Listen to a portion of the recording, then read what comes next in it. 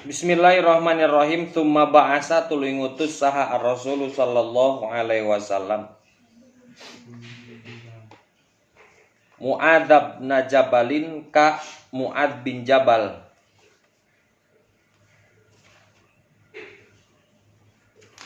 ila a'lal yamani ka tongguheun Yaman, ka belah luhureun Yaman tonggoh. Ila a'lal yamani ka belah tonggoheun Yaman. Wa Aba Musa jeung ka Abu Musa al-Asy'ari ila aspalihi kalandeuheun Yaman. Wa Aba Musa al-Asy'ari jeung ka Abu Musa al-Asy'ari ila aspalihi kalandeuheun Yaman. Wa auso jeung wasiat huma ka eta Tariq bin ka Mu'ad bin Jabal jeung Abu Musa.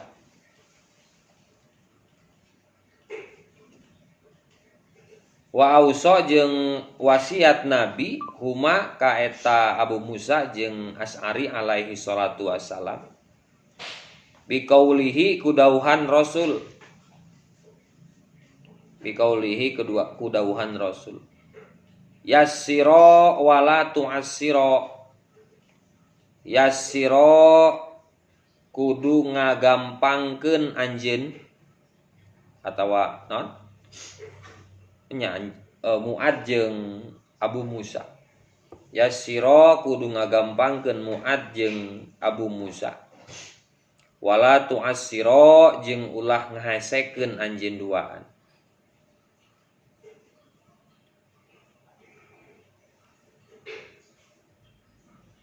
Jadi setelah Kanjeng Nabi ngutus saha kamari teh ngutus Ali bin Abi Thalib ila qabilati min ahli Yaman.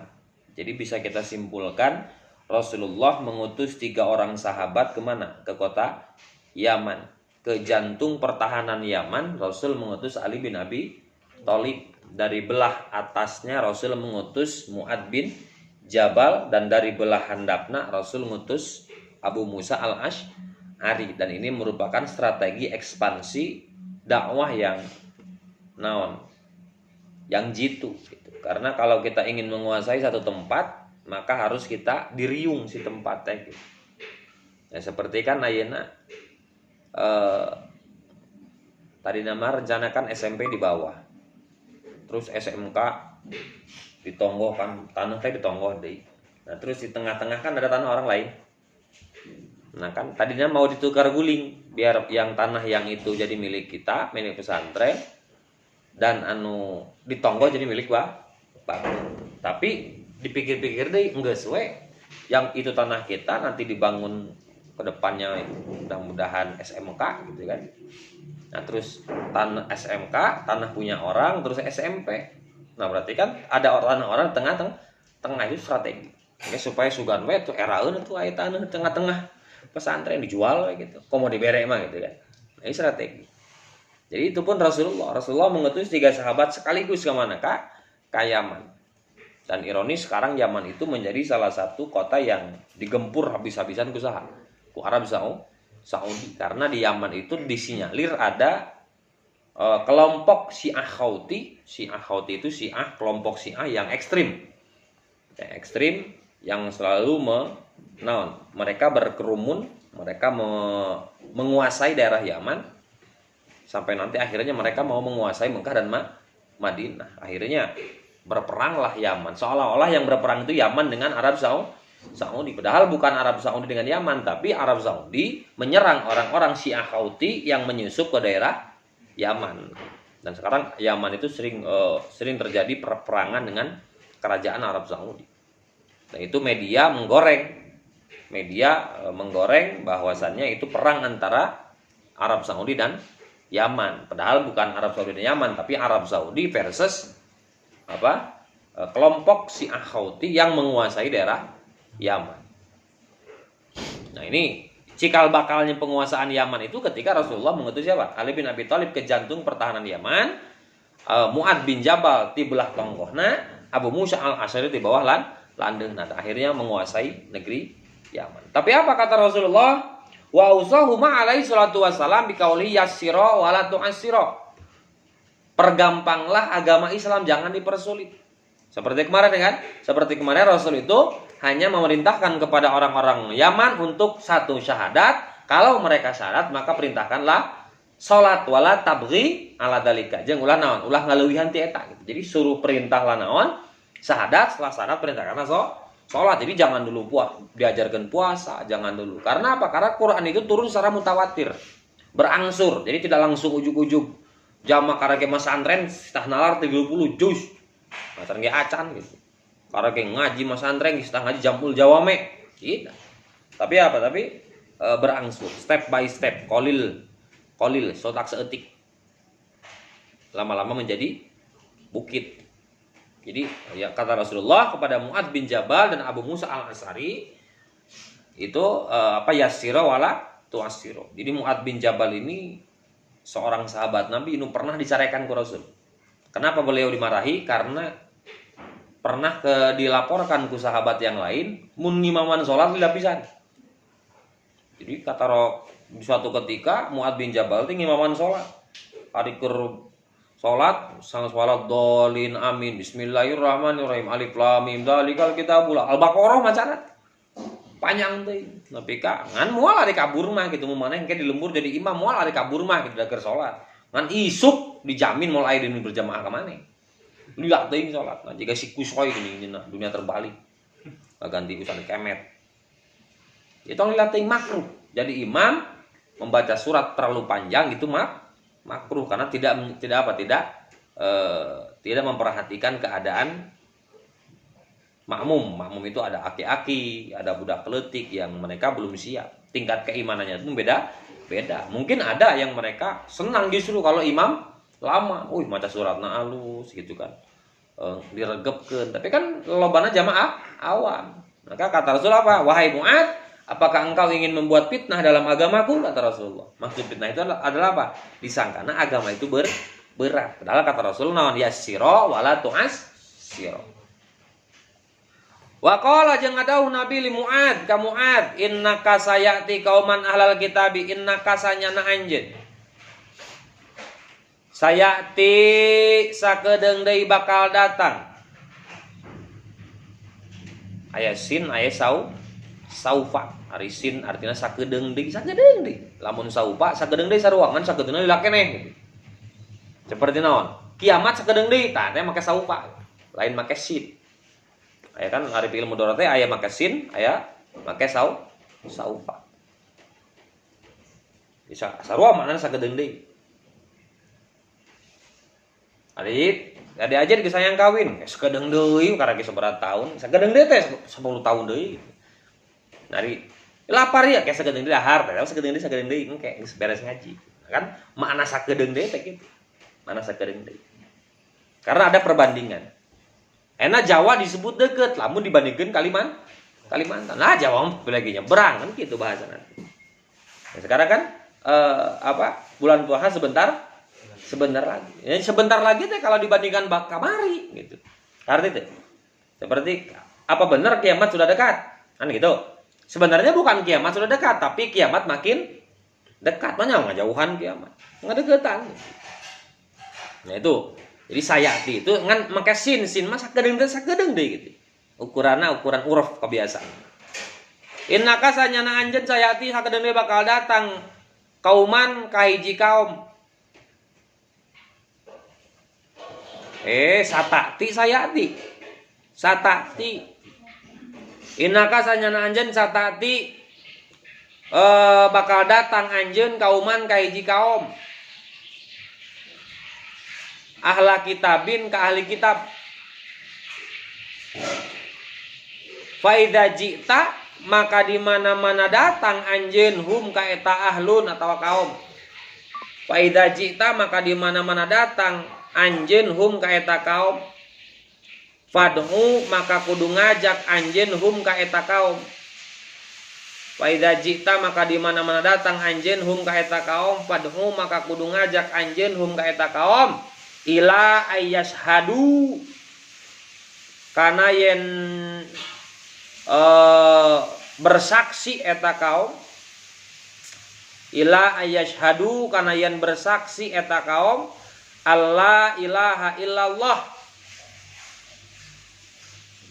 alla ilaha illallah kana yen sanyana alla ilaha illa alla ilaha kana yen sanyana auh di pangeran illallahu kecuali Allah wa anna muhammadan jeung sanyana Nabi Muhammad Rasulullah eta utusan Allah. Perintah Rasulullah kepada Mu'ad adalah untuk kaum-kaum yang ada di negeri Yaman untuk mengucapkan dua kalimat syahadat. Karena kalimat syahadat adalah miftahuddin, pembuka agama. Fa'in atau maka lamun ngaku eta saha kaum. Fa'in atau maka lamun ngaku eta kaum laka ka anjeun bidzalika kana eta syahadat. Faida atau maka di mana-mana ngaku atau taat. Fa'in atau maka lamun taat eta kaum laka ka anjeun bidzalika kana eta syahadat fakhbir maka kudu ngabejakeun anjeun. Fa'in atau maka lamun taat eta kaum laka ka anjeun bidzalika kana eta syahadat fakhbir maka kudu ngabejakeun anjeun hum ka eta kaum annallaha sanyana Allah qad faradha eta nyata geus mardukeun Allah, geus ngawajibkeun Allah. Fakhbir maka kudu ngabejakeun anjeun hum ka eta kaum annallaha kana sanyana Allah qad faradha eta nyata geus ngawajibkeun Allah. Annallaha sanyana Allah qad faradha eta nyata geus ngawajibkeun Allah alaihim ka eta kaum khamsa shalawatin kana salat 5 waktu. Alaihim ka eta kaum khamsa shalawatin kana salat 5 waktu kulla yaumin dina setiap poe walailatin jeung beuting. Kulla yaumin dina setiap poe walailatin jeung beuting. Sehari semalam beritahukanlah wahai Mu'ad kepada kaum yang ada di Yaman bahwasannya Allah telah memerintahkan salat 5 waktu. Tapi perintah itu harus dilaksanakan setelah naon? Fa in ata'u bidzalika syahadah. Kalau orang-orang kaum Yaman sudah mau mengucapkan dua kalimat syahadat. Mafhum mukhalafahnya, kalau mereka belum mengikrarkan dua kalimat syahadat, ulah diparentah salat. Ieu mah aya non muslim, aya jamaah Kristen, salat sia, 2 rakaat atau salat, syarat diacam. Maka tidak sah salatnya seseorang kalau tidak syahadat. Maka sita syahadat heula. Pan aya syahadat dina salat, beda eta mah syahadat salat. Bukan syarat pengakuan akan masuk Islam. Tuh. Jadi hanya dua perintahnya sama seperti perintah kepada Sayyidina Ali. Satu, mengucapkan dua kalimat syahadat, ciri naon? Ciri bahwa dia telah masuk Islam. Yang kedua, mendirikan tiangnya agama, yaitu salat. As-salatu imaduddin. Salat itu adalah tiangnya agama. Syahadat itu ibarat pondasi. Jadi kalau dalam rukun itu kan bangunan. Mahwal Islam. Ari-ngaran Islam. Padahal di dalam hadis tidak disebut rukun Islam. Disebutnya naon? Mahwal Islam. Ya Rasulullah, mahwal Islam. Apa itu Islam? Apa kata Rasul? Antashhada alla ilaha illallah wa anna Muhammadar Rasulullah. 1, syahadat. 2, mengucapkan 2 kalimat syahadat. 2, wa iqamas salat. 2, wa itaaz zakat. 3, wa shaum ramadan. 5, wa hijjal baiti man istata'a ilaihi sabila. 5. Maka dina hadis ada nggak disebut rukun? Tidak disebutnya naon, hanya dipapayan hiji-hiji, tapi disebutnya para ulama rukun Islam. Padahal pertanyaan malaikat naon? Mahwal Islam, bukan mahwa ruknul Islam, tapi mahwal Islam. Bau jengkol mantap. Cengki. Jadi naon? Rukun Islam itu penamaan para ulama. Sedangkan dalam hadisnya itu mahwal Islam. Apa itu Islam? Nah, kulantaran ayat 5 maka disebutnya rukun Islam. Ayat 5 kan? Rukun Islam ayat 5. Jadi syahadat itu sebagai pondasi. Salat sebagai tiang. As-salatu ibaduddin. Salat itu adalah tiangnya agama. Pondasi tiang cukup tuh. Henteu kudu aya naon? Kudu aya atapan. Naon atapna? zakat kerniuhan urang gitu. Ayat itu cukup teh henteu kudu aya dindingna puasa. Cukup teh? Cukup sebenarnya mah ngan usahakan kewajiban yang naon yang adalah naon penghias rumah atau teras dan lain sebagainya, genteng hiasannya adalah naik haji. Makanya naik haji itu ini satoa ilahi sabila wajib aya di imah teh gitu penghias rumah teh, tapi kalau mampu, kalau tidak mampu tidak apa-apa. Makanya haji itu ini satoa ilahi sabila. Tapi perintah Rasul tidak sampai situ. Perintah Rasul kepada orang-orang Yaman hanya antas hada alla ilaha illallah wa anna muhammadar rasulullah wa iqamas sholat. Hanya mengucapkan 2 kalimat syahadat dan kedua mendirikan sholat 5 waktu yang 1 hari 1 malam. Jumlahnya ada 17 rakaat kecuali kecuali hari Jumat. Kalau hari Jumat hanya ada 15 rakaat bagi laki-laki, kalau bagi perempuan tetap 17. Sebab sholat Jumat dengan 2 rakaat gitu kan.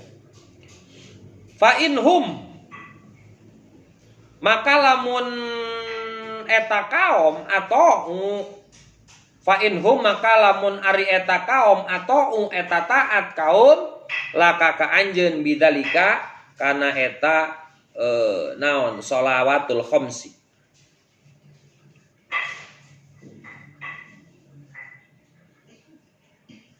Fa inhum maka lamun eta kaum atau taat eta kaum laka ka anjeun bidzalika kana eta naon kana eta khamsa shalawatin fakhbir aya deui kita ngeuy san anggeus fakhbir maka kudu bejakeun ku anjeun ka saha teh kamu adbin jabal kamu adbin jabal fakhbir maka kudu bejakeun anjeun muad hum ka eta kaum annallaha sanyana Allah qad farada eta nyata geus ngawajibkeun Allah annallaha kana sanyana Allah qad farada eta nyata geus ngawajibkeun Allah alaihim ka anjeun sedekatan kana sedekah atawa sedekah wajib gitu henteu. Maka makna sedekah di sini adalah zakat khud min amwalihim sedekatan wa tuzakkihim wa yutahhiruhum. Jadi sedekah di situ maknanya zakat, itu pun zakat fitrah dan zakat mal. Jadi hukumnya wajib bagi geus diwajibkeun berarti pada waktu pada tahun kasabaraha tah tahun ka-10 tina hijrah. Berarti orang-orang Yaman sudah diperintahkan ku Allah melalui lisan Rasulullah disampaikan kepada Mu'ad bin Jabal maka annallaha qad farada alaihim shadaqatan. Karena sedekah tukhadu anu dicokot eta sedekah min agniyaihim ti pirang-pirang jalma beungharna eta kaum. Tukhadu anu dicokot eta sedekah min agniyaihim ti pirang-pirang jalma beungharna eta kaum. Jadi ari zakat mah jeung nu beunghar, zakat mal mah. Nu korok mah tong zakat mal da can nisab. Tapi ge beunghar, naon beunghar? Beungeut harideung. Ini nu beunghar. Jadi kalau tidak sanggup zakat mal ya tidak boleh maksakeun. Ieu mah da hoyong zakat mah atuh bisa. Sanajan urang daek gitu, sanajan urang sanggup tidak bisa karena ada apa? Ada nisabnya. Kalau belum sampai nisab, walaupun orang hayang mere teu meunang tidak sah. Kalaupun mau memberi bukan masuk ke dalam zakat, tapi masuk ke dalam sedekah. Faturaddu maka dibalikeun eta sedekah ala fuqaraihim ka pirang-pirang fakirna eta kaum. Faturaddu maka dipulangkeun ala fuqaraihim ka pirang-pirang fakirna eta kaum. Kenapa kok faturaddu bahasana dipulangkeun? Kan eta milik orang beunghar, geuning dipulangkeun ka jalma fakir. Ini mengindikasikan bahwa harta yang ada di dalam orang kaya itu sebagiannya bukan milik orang kaya, tapi milik orang-orang fakir, milik miskin, anak milik yatim, milik piatu, milik gorimin, milik ibnu sabil, milik mu'allafi qulubihim dan lain sebagainya, asnaf nu 9. Makanya bahasana faturaddu lain diserahkeun tapi dipulangkeun. Berarti di harta orang-orang kaya itu ada sebagian harta milik orang-orang fakir. Maka ketika orang kaya membayar zakat kepada orang fakir, hakikatnya dia mengembalikan harta yang memang bukan hak dia, tapi hak siapa? Hak orang-orang fakir. Maka bahasana naon? Faturaddu ala fuqaraihim. Dipulangkeun eta harta teh ka pirang-pirang fakirna orang-orang Yaman, orang kaum Yaman. Fa inhum maka lamun aya ken deui euy. Fa inhum maka lamun eta kaum atau taat eta kaum laka ka anjeun bidzalika kana eta zakat atau sedekah. Fa inhum maka lamun eta kaum atau taat eta kaum laka ka anjeun bidzalika kana eta sedekah. Fa iyyaka maka kudu sieun anjeun wa karo ima amwalihim kana ngamuliakeun pirang-pirang hartana kaum.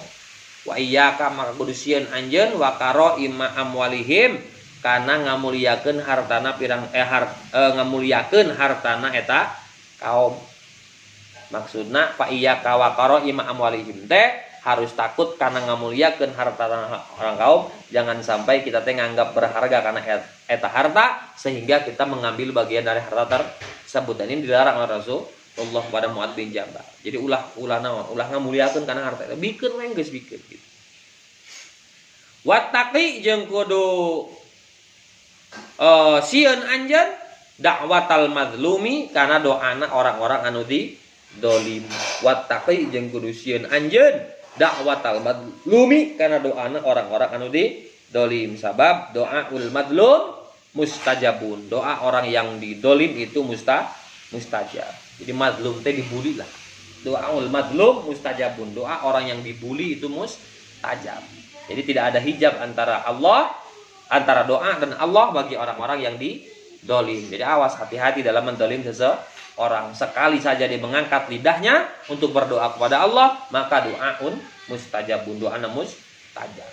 Komo doa anak germah fakir, germah miskin, germah yatim didolim deh. Wah, ngadoa ka Allah yakin tah doa moal matak ditolak ku Gusti Allah. Lambat laun pasti orang yang mendolimi orang-orang yang didolimi, mendolimi orang-orang yang terdolimi, maka lambat laun pasti akan mendapatkan imbas dari pendoliman tersebut. Naudzubillah min dzalik. Maka sing nyaah ka jalma fakir, sing nyaah ka jalma miskin, sing nyaah ka jalma anu didolim. Sabab jalma anu didolim teh naon?